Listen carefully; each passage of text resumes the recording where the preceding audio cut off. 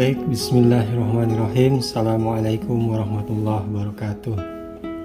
Waalaikumsalam warahmatullahi wabarakatuh. Alhamdulillahirabbil alamin wassalatu wassalamu ala sayyidina Muhammadin wa ala alihi washabbihi ajmain. Alhamdulillah kita bisa ketemu lagi Pak Hirawan. Sepekan sekali setiap Selasa malam ya, insyaallah. Mudah-mudahan ini menjadi amal soleh kita ya, yang menjadi pemberat timbangan kebaikan kita di hari kiamat nanti di hadapan Allah Subhanahu wa Ta'ala. Shalawat dan salam semoga tetap terlimpah kepada junjungan kita Nabi Muhammad SAW, pada keluarga, pada sahabatnya, dan semoga Allah Subhanahu wa Ta'ala memasukkan kita sebagai pengikutnya yang setia hingga mudah-mudahan bisa mendapatkan syafaat dari Nabi Muhammad SAW di yaumil kiamah nanti. Bahwa dengan dua kalimat syahadat itu, seseorang itu mengucapkan, menyatakan, bersumpah dan berjanji, mendeklarasikan sesuatu. Ini sesuatu bukan sekedar ucapan biasa ya, dua kalimat syahadat itu. Jadi yang kalau selama ini kita menganggapnya itu hanya ucapan begitu saja, asyhadu alla ilaha illallah wa asyhadu anna muhammadar rasulullah. Nah, itu harus dikoreksi bahwa syahadat itu sesuatu yang dahsyat gitu. Kalau dulu zaman saya masih kecil itu ada geng-gengan. Tinggal dulu di Tanjung Priok kan. Nah, Pak Beri juga nih mungkin nih tahu nih. Gitu ya, ada biasanya ada nama-namanya tuh, ada Briggs, ada Onimax, ada macam-macam, Sansino gitu ya. Sansino itu sana sini nongkrong gitu. Jadi ditulisin mural gitu, di mural ini geng apa. Nah, itu kalau ketemu mereka pada berantem tuh. Geng ini ketemu sama geng itu berantem. Gitu aja tuh anak-anak dulu di tempat saya dulu itu. Ya seperti itu ya. Nah, biasanya itu kalau mau masuk ke satu geng tertentu itu ada syaratnya. Jadi harus janji dulu. Bahkan ada yang cap ini darah gitu, dilukai, darahnya digabung, disatukan gitu. Jadi ibaratnya sehidup semati lah masuk ke dalam geng tersebut. Jadi janji itu merupakan satu yang dahsyat itu. Berjanji, menyatakan, mendeklarasikan bahwa saya masuk ke geng ini ya, itu janji setia. Jadi nggak boleh berkhianat. Nanti kalau ketemu geng yang lain nggak boleh ngebelain. Itu harus setia. Seperti itu. Itu contohnya sesuatu deklarasi ya, suatu janji, sumpah. Itulah syahadat kita, bahwa ketika seorang manusia itu menyatakan asyhadu alla ilaha illallah wa asyhadu anna muhammadar rasulullah, bukan sekedar pernyataan aja, tetapi merupakan satu pernyataan yang berisi sumpah dan janji, yaitu apa? Dua hal. Tidak ada ilah, tidak ada sembahan, tidak ada yang aku sembah kecuali Allah. Jadi hanya akan menyembah Allah. Dan yang kedua, mengakui bahwa Muhammad itu utusan Allah. Ini dahsyat gitu, dahsyat. Kenapa dahsyat? Coba bayangin. Ya, bayangkan bahwa kita mengakui Allah sebagai sesuatu yang kita sembahnya. Artinya apa? Kita menyerahkan hidup kita, mati kita, jiwa raga kita itu kepada Allah. Itu. Jadi ucapan itu, apalagi yang kedua nih, Muhammad Rasulullah. Sesudah kita mengakui bahwa yang kita sembah, yang kita agungkan, yang kita patuhi, yang kita cinta itu hanya Allah, terus kita mengakui yang kedua, Muhammad itu adalah utusan Allah. Nah, dua kombinasi ini kan. Yang pertama itu sudah bahwa hidup kita berada di tangan Allah.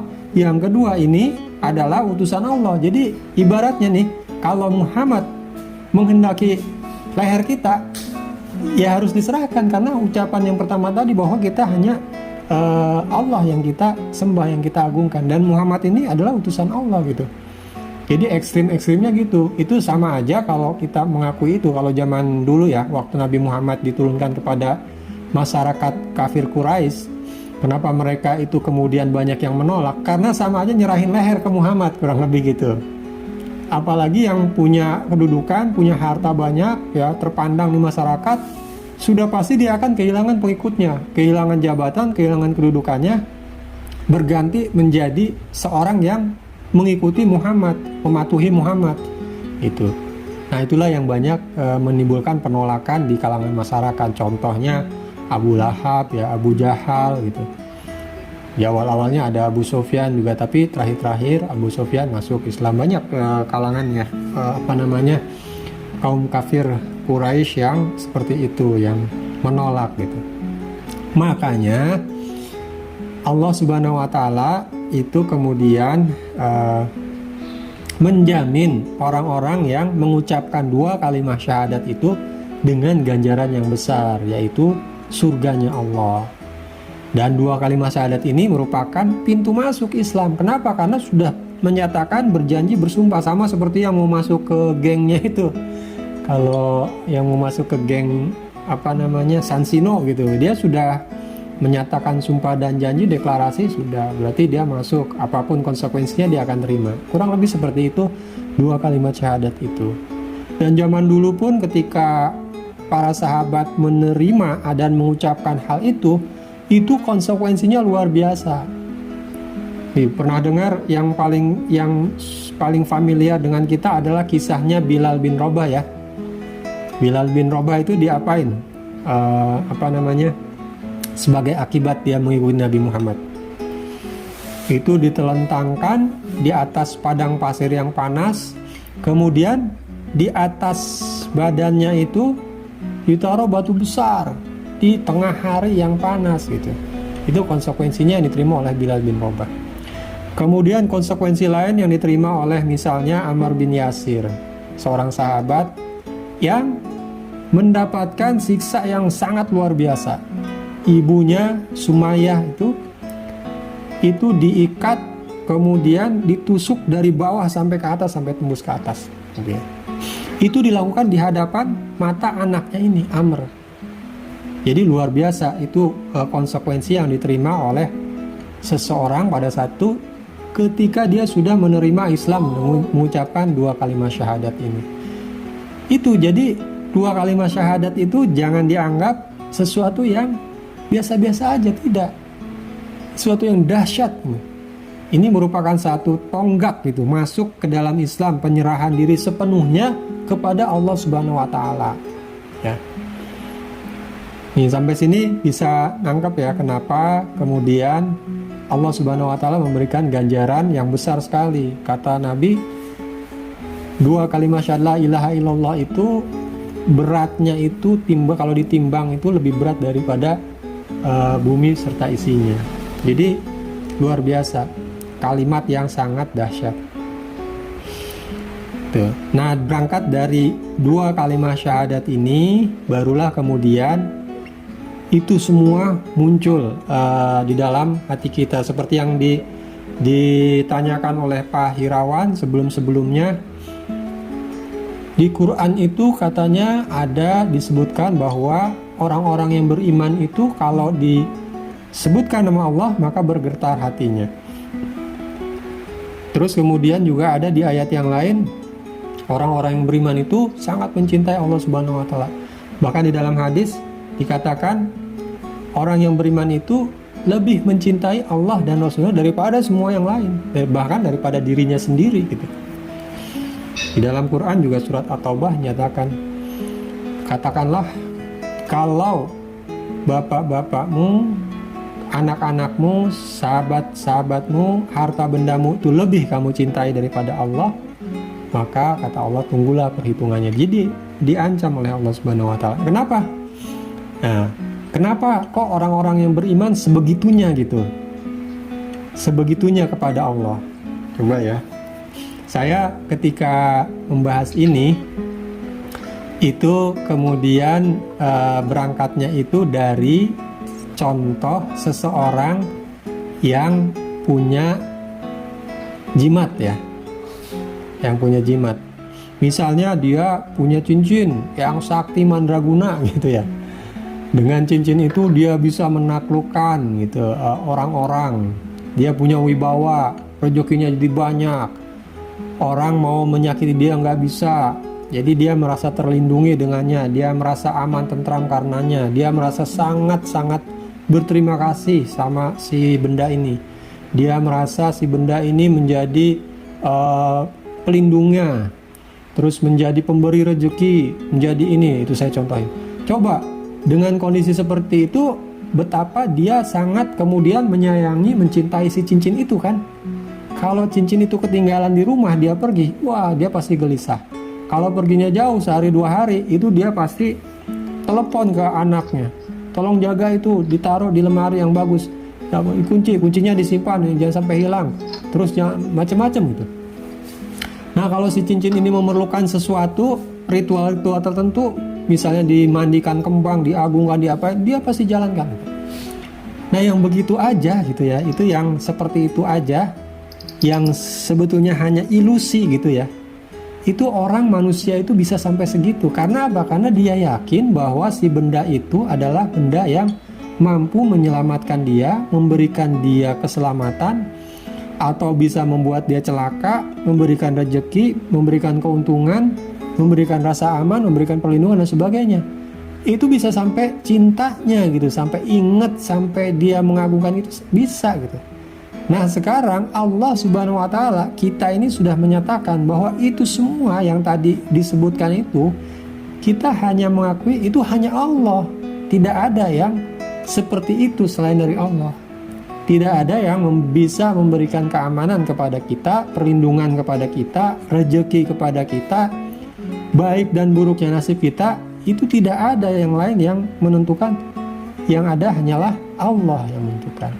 Nah ketika itu kita pahami, maka wajarlah jika kemudian muncul, atau pahami dan kita yakini sepenuh hati ya, wajar kemudian muncul rasa cinta kepada itu, kepada hal tersebut, yaitu kepada Allah Subhanahu wa Ta'ala. Sebagaimana orang yang tadi saya ceritakan kepada jimatnya itu sangat cintanya gitu.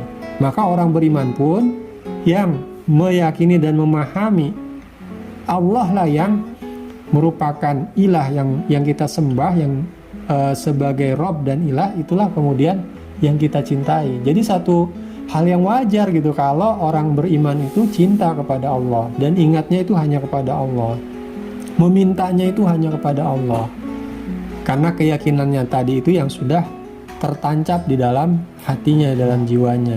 Jadi apa-apa Allah, apa-apa Allah, apa-apa Allah gitu, selalu ke sana. Sebagaimana si orang yang punya jimat itu gak bisa jauh dari jimatnya gitu, selalu ngelus-ngelus cincinnya gitu.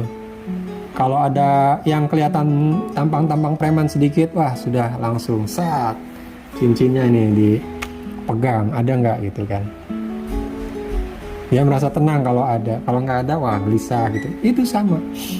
Nah kepada Allah itu Allah Subhanahu wa Ta'ala di dalam Al-Quran itu menceritakan, ketika menceritakan ada orang-orang yang mengambil selain Allah sebagai sembahan atau sebagai ilah, Allah kemudian menyatakan walladzina amanu, dan orang-orang yang beriman asyaddu hubbalillah, sangat-sangat cintanya kepada Allah. Jadi perbandingannya kalau orang-orang yang mengambil tadi jimat sebagai ilahnya, kemudian penguasa mana sebagai ilahnya gitu ya, penguasa hutan atau gunung mana gitu sebagai pelindungnya atau pemberi rezekinya. Orang yang beriman itu hanya di hatinya Allah. Yang seperti itu adalah Allah Subhanahu wa Ta'ala, cukup baginya Allah gitu. Gak perlu pelindung lain selain Allah Subhanahu wa Ta'ala gitu. Begitu ya. Jadi itu dasar dari semuanya. Memahami bahwa dengan syahadat kita itu kemudian menyatakan, berjanji, bersumpah bahwa kita hanya menyembah Allah Subhanahu wa Ta'ala. Nah pertanyaannya, apa yang dimaksud dengan menyembah itu kan?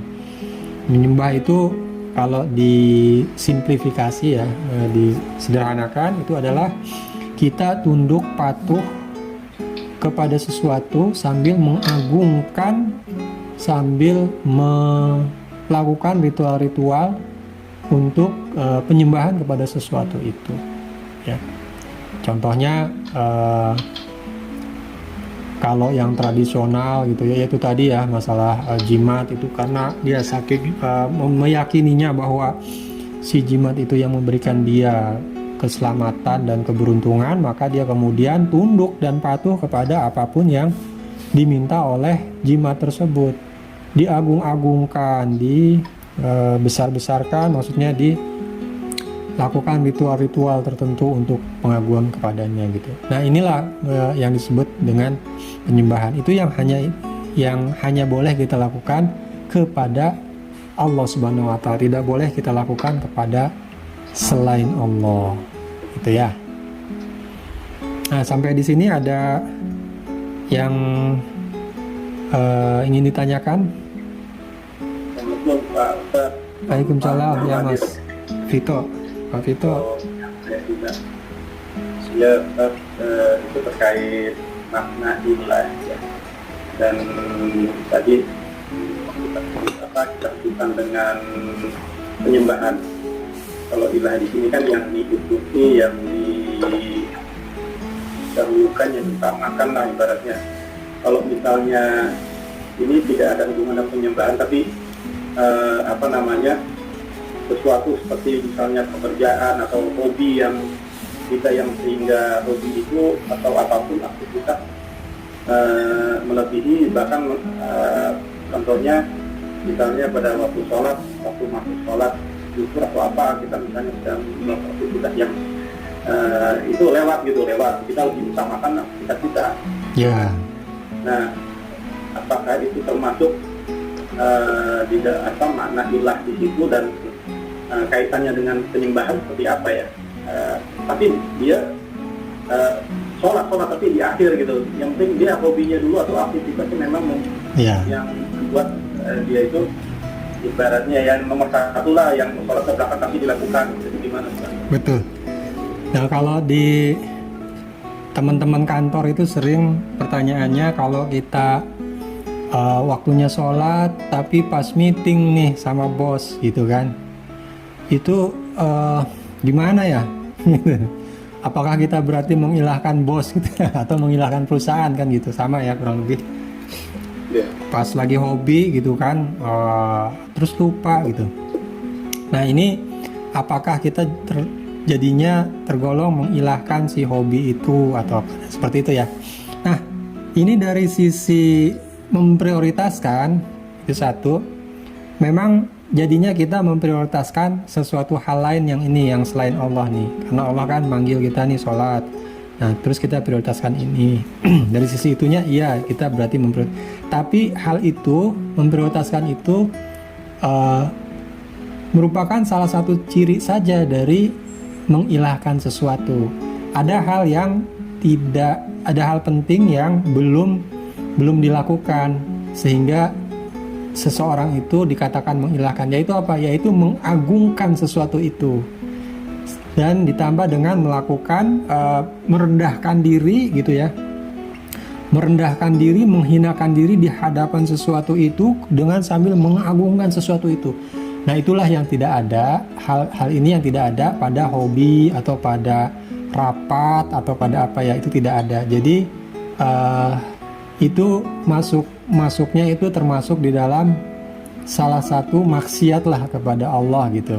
Jadi belum kategori mengilahkan sesuatu itu. Gitu. Jadi tidak ringan juga gitu yang disebut mengilahkan itu, sekedar mendahulukan itu kemudian dikatakan mengilahkan, ya enggak juga seperti itu.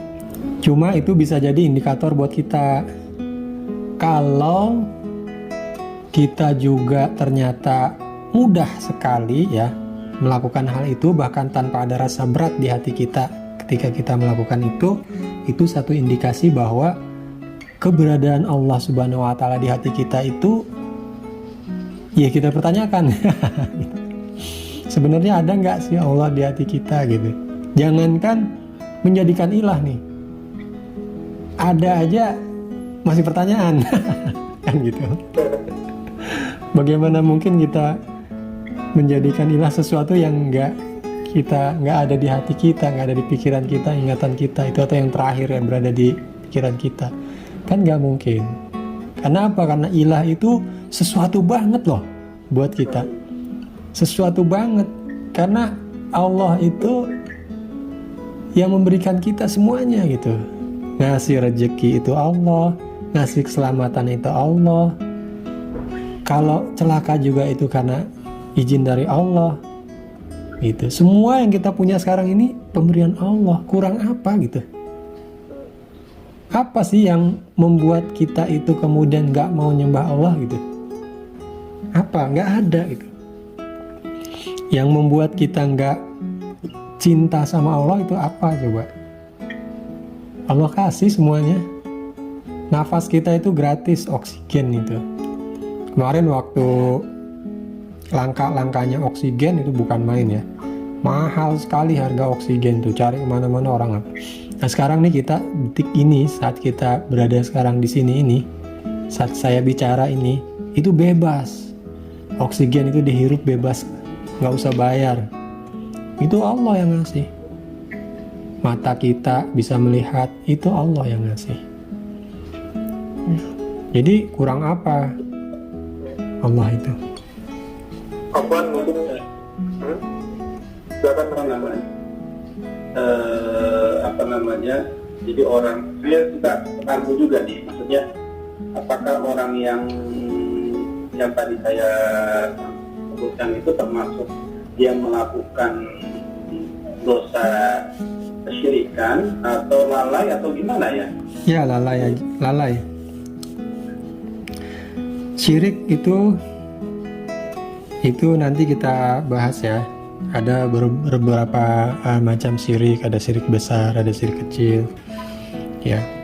Nah kalau yang seperti itu sesuatu hal itu membuat lupa, itu memang lumrah terjadi pada manusia ya. Nah yang tapi itu tidak sampai kemudian dikatakan dia itu mengilahkan sesuatu yang lain itu. Kenapa? Karena dia tidak mengagungkan, tidak melakukan ritual-ritual penyembahan. Nah kalau yang syirik itu udah lengkap. Kenapa dia dikatakan syirik? Itu karena dia mengakui menyembah kepada selain Allah. Bentuknya apa? Kalau yang paling primitif, yang paling klasik adalah melakukan ritual penyembahan kepada sesuatu. Contohnya ya, kita kalau lihat di film-film kungfu gitu ya, itu kan ada bakar sesuatu di depan altar atau di apa gitu kan, mengagungkan si sesuatu itu dengan melakukan sesuatu gitu. Itu penyembahan, itu yang paling primitif. Baik itu bersujud ataupun hanya sekedar tangan saja atau pakai apa gitu. Itu adalah ritual-ritual yang merupakan ritual penyembahan ya, itu syirik. Gak boleh ya.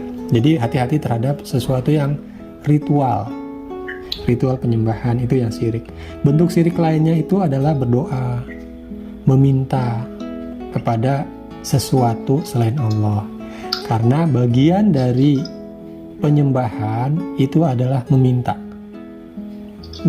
berdoa, meminta perlindungan, meminta rezeki, meminta kepada selain Allah. Misalnya kepada orang yang berada yang sudah mati di kuburan gitu, datang kuburan. Bahkan kuburan Nabi itu nggak boleh kita meminta kepada orang yang sudah mati. Itu syirik, nggak boleh. Yang mengabulkan doa, yang memberikan. Kenapa itu dikatakan syirik dan kenapa itu suatu dosa besar? Karena itu haknya Allah. Artinya kita mengakui sesuatu itu bisa memberikan manfaat kepada kita, padahal tidak. Itu hanya Allah yang kita mintai pertolongan. Iya karena budu wa iya karena stain. Kepada Engkau kami menyembah dan kepada Engkau kami meminta pertolongan. Kalau kita meminta kepada yang ada di kuburan yang sudah mati, itu melanggar hal ini, nggak boleh. Ini salah satu contohnya kesyirikan. Ya. Mungkin mau berbagi sedikit Mas Yanto. Ya. Pengalaman kemarin kerja ya di Kasmen. Ya sebelumnya kan sudah pernah ya berhubungan sama Pak Suyanto waktu di Kalimantan ya, teleponan kan, betapa sulitnya untuk ibadah ya Pak ya, sulit sekali sampai saya ingat sekali gitu, saya harus mencuri-curi menginap pokok-pokok file, ruang file gitu loh untuk ibadah gitu loh, biar nggak diganggu gitu kan, nggak ketahuan keberadaan saya. Ya, dan saya dari Kasmen itu bukan di PHK gitu, jadi justru waktu itu hari Jumat saya dapat tawaran kerja ya dari Mas Tata, sorenya ya gitu. Siangnya itu saya dapat panggilan dari HRD kalau untuk PKWT saya itu perpanjang ya gitu. Tapi qadarullah hari Jumat sore itu saya dapat kabar dari Mas Tata, ya, kami pun mengobrol pada Isya sampai jam 12 malam ya di rumahnya gitu kan. Akhirnya bismillah ngobrol sama istri, udah cari yang udah ibadah gitu. Akhirnya hari Senin itu harus dia tanda tangan PKWT, saya mengajukan surat pengunduran diri gitu kan. Dan memang Masya Allah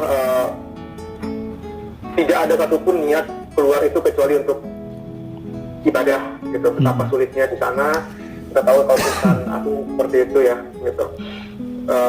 Ya ini pelajaran sih bagi saya dan juga mudah-mudahan bagi kita semua gitu, bahwa betapa ya waktu itu yang saya alami, saya bisa sampai 3 kali nggak sholat Jumat karena memang saya selalu disibukkan pada hari itu gitu, nggak bisa untuk ibadah gitu.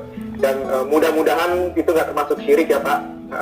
Cuma keadaan saya pada saat itu memang tidak memungkinkan untuk ini menolak gitu.